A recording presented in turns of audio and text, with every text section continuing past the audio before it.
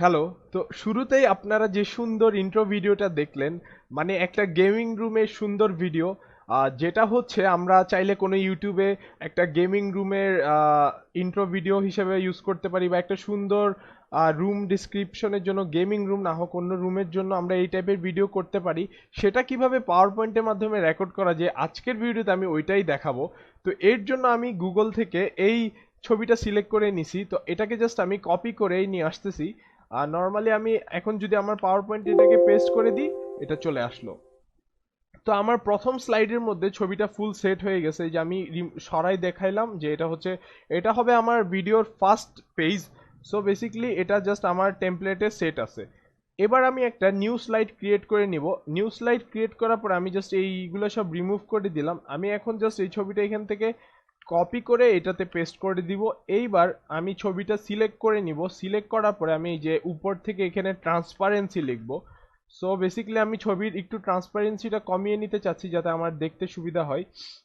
So এখানে picture transparency option থেকে আমি ট্রান্সপারেন্সিটা একটু কমাই নিলাম, যাতে আমার পিছনের এই যে দাগটা দেখা যাচ্ছে টেমপ্লেটের সাইজ, ওইটা যাতে আমি দেখতে পারি। তো এখন আমি ছবিটার সাইজটা একটু বড় করে নিব। এখন বড় করার পরে আমি নর্মালি জাস্ট আমি এই লোগোটাকে এখন হচ্ছে আমার মেইন ফোকাসে রাখতে চাই। তো আমি এই লোগোটাকে এইখানে ফোকাসে নিয়ে আসলাম।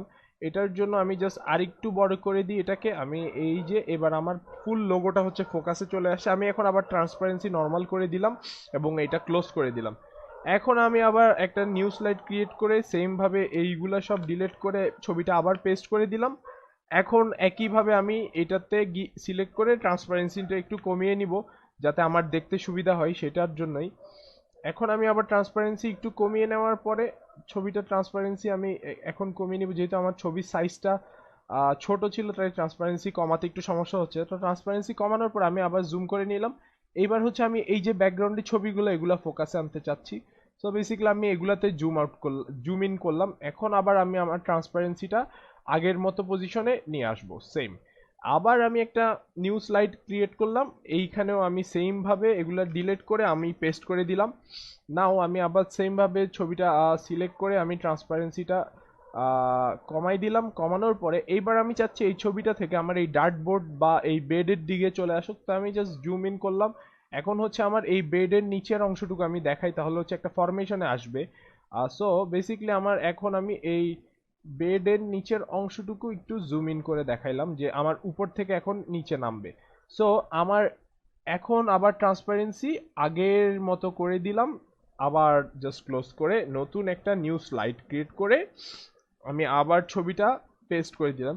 সো বেসিক্যালি কাজ করতে করতে যখন আমার হাতের কাছে এটা চলে আসবে, তখন হচ্ছে ট্রান্সপারেন্সি না কমায়ও বোঝা যাবে যে এটার ড্যাশবোর্ডটা কোথায় আছে। লাইক হচ্ছে এই যে আমি এখন জুম করার সময় বুঝতেছি যে আমি ল্যাপটপে জুম করলাম, বাট ল্যাপটপটা এটার বাইরে আছে। সো আমি এখন যদি এটা একটু জুম ইন করতে যাই, দেখা যাবে যে এই যে হ্যাঁ, এটা ল্যাপটপটা ভিতরে আছে। সো হালকা আর একটু এই সাইডে নিয়ে আবার একটু জুম ইন করলাম, আবার দেখা যাবে হচ্ছে ল্যাপটপটা এখানে আছে। সো হালকা আর একটু জুম ইন, এই যে এটা একটু উপরে উঠাইলে এখন ঠিক আমার ফ্রেমটা ঠিক আছে।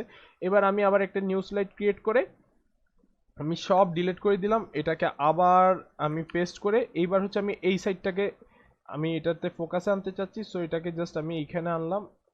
আহ, আমার হচ্ছে এখন এই যে ক্লোজের সাইডটা এটা ফোকাসে আছে, এটাকে হালকা একটু নিচে আনবো, তাহলে এই যে আমার ক্লোজের সাইডটা এখন ফোকাসে আছে। সো এরপর আরেকটা স্লাইড আনলাম, সরি, এরপর একটা নিউ স্লাইড ক্রিয়েট করলাম।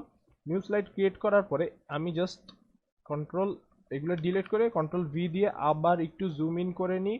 এবার আমি ডার্ট বোর্ডটাকে ফোকাসে আনতে চাচ্ছি। সো আমার ডার্ট বোর্ডটা এখন এটার বাইরে আছে। সো এটা আরো ইজিলি দেখার জন্য আমি ট্রান্সপারেন্সিটা কমিয়ে নিই, যাতে আমার দেখতে যেহেতু এখন একটু প্রবলেম হচ্ছে, আমি ট্রান্সপারেন্সিটা আবার কমিয়ে এখানে নিয়ে আসলাম। সো আমি এখন দেখতে পারবো যে আমার ডার্ট বোর্ডটা কোথায় আছে।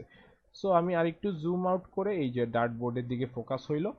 অ্যান্ড ফাইনালি আমি ট্রান্সপারেন্সি ঠিক করে আমি লাস্ট স্লাইডে আবার ফার্স্টের পিকচারটাই রেখে দিব, মানে ফুল জুম আউট হওয়া ভি। এখন তো আমার টেমপ্লেটটা রেডি যে বিভিন্ন ফরম্যাটে আছে। এখন আমি জাস্ট সেকেন্ডটা থেকে সিলেক্ট করে করে ট্রানজিশনে যাব এবং এই যে একটা মর্ফ ইফেক্ট দেখা যাচ্ছে সেটা সিলেক্ট করে দিব। দেন পরের স্লাইডে গিয়ে মর্ফ সিলেক্ট করে দিব। এর পরের স্লাইডে গিয়ে মর্ফ সিলেক্ট করে দিব। এর পরের স্লাইডে গিয়ে মর্ফ সিলেক্ট করে দিব। এভাবে প্রতিটা স্লাইডে আমি মর্ফটা সিলেক্ট করে দিব। আমার সর্বশেষ স্লাইডে আমি মর্ফ সিলেক্ট করে দিলাম। নাও আমার টেমপ্লেটটা রেডি। এখন এটা যদি আমি ফার্স্ট স্লাইড থেকে প্রিভিউ চালাই, তাহলে দেখতে পারবা আমি জাস্ট এভাবে জাস্ট কিবোর্ড দিয়ে প্রেস করার সাথে সাথে আমার রুমের প্রিভিউটা দেখাচ্ছে সুন্দর। এই যে আমার ল্যাপটপ, এটা আমি একটা সুন্দর ডেসক্রিপটিভ ভিডিও হিসেবে আমার রুমে কি কি আছে তা আমি শো করতে পারবো। তো সুন্দর একটা ইন্ট্রো ভিডিও হয়ে গেল। তো এই ভিডিওটা, আজকের ভিডিওটা এইটুকুই। যদি ভিডিওটা ভালো লেগে থাকে অবশ্যই চ্যানেলটি সাবস্ক্রাইব করবা এবং লাইক করতে ভুলবা না, এবং বন্ধুদের কাছে জানিয়ে দাও যে এভাবে সুন্দর সুন্দর ভিডিও এই চ্যানেলে পাওয়া যাচ্ছে। আজকের ভিডিও এইটুকুই, ধন্যবাদ।